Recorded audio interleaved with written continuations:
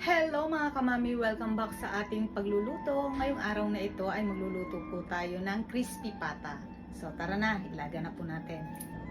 So ngayon po, ilalagay na po natin yung ingredients ng ating ilalagang para sa crispy pata. So, lagyan po natin ng pamintang buo.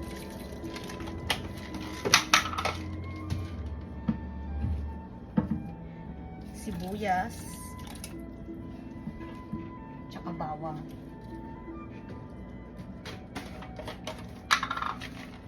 Lagyan din po natin ng laurel, asin,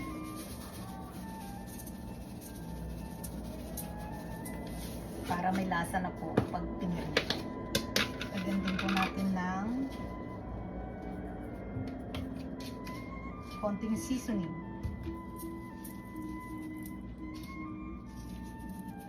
So, pakuluan na po natin. Then, balikan natin pag malambot na. So, eto na po ang ating inaantay, ang pagpiprito mga kamami. So, let's go!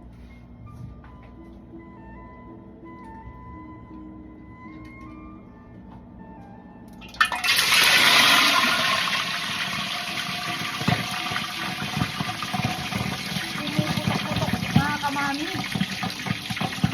So, antayin po natin na mag-crispy. Saka, baliktarin po natin. So, balikan na po natin mga kamami. Ang gagawin po natin, wiwisikan po natin ng tubig para lalong mag-crispy yung crispy pata natin. So, wisikan na po natin.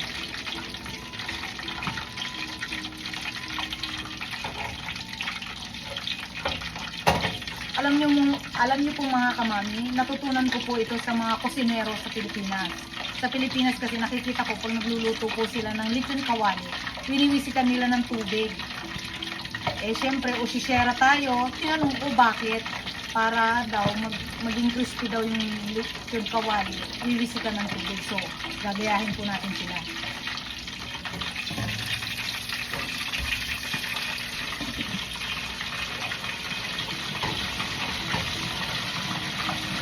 No worries mga kamami, nabugas po ako ng kamay bago sinusay yung kamay. Ay, yung kamay ko sa tulo. Ayun, pumuputok-putok. So, ayan po natin muna para lalong mag-crispy. Hininaan ko po yung apoy para hindi masunog. So, ngayon habang inaantay natin yung piniprito natin crispy pata mga kamami, gagawa po tayo ng sausawan. So, ang sausawan po ng crispy pata natin ay sibuyas, tsaka lemon. Tsaka lalagyan po natin ng toyo, tsaka konting suka. Kasi yun po ang partner talaga ng crispy pata.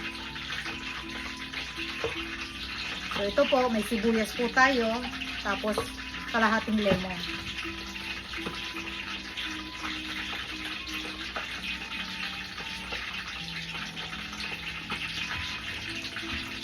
Tapos lagyan na rin po natin ng toyo.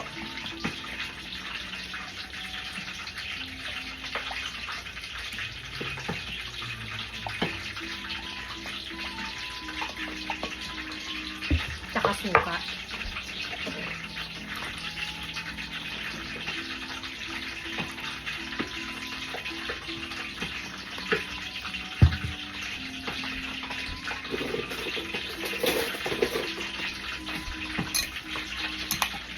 Ito na po ang magiging sausawan ng ating crispy pata mga kamami. Tikman natin. Ang sarap ng sausawan mga kamami. So, abangan natin ang ating pagkain ng ating nilutong crispy pata. So, baliktan na rin na po natin yung crispy pata natin. Okay mga kamami, babalik na rin na po natin ang ating crispy pata. Medyo nakakatakot pero kakayanin.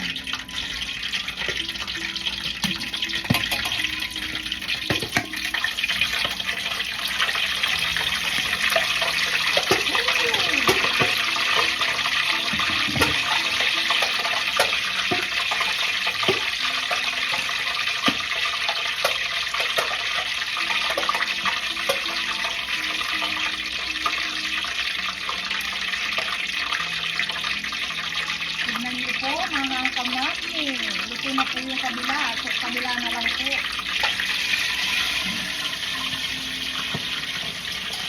Ay, malapit na maluto. Takam na ako.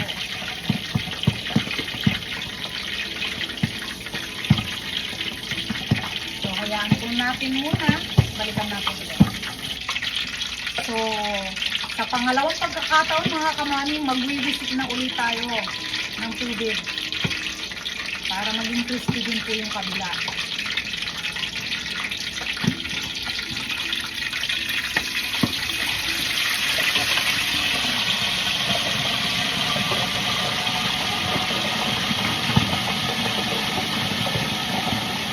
Grabe! Eto na, malapit na mga kamami ang ating crispy pata.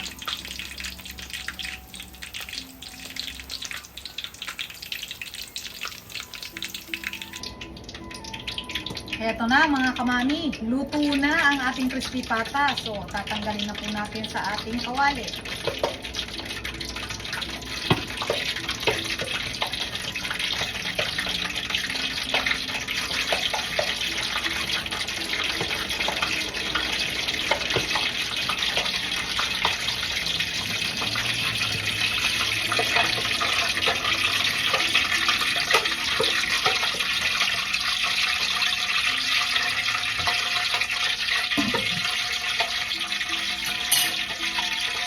Eto na ang ating crispy pata.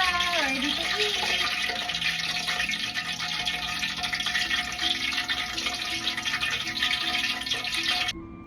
So, heto na po ang ating finished product na crispy pata.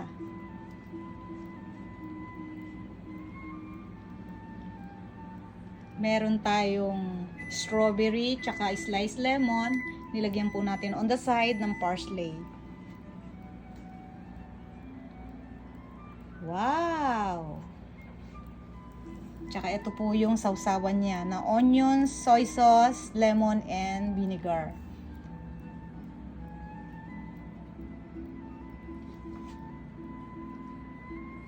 Sarap!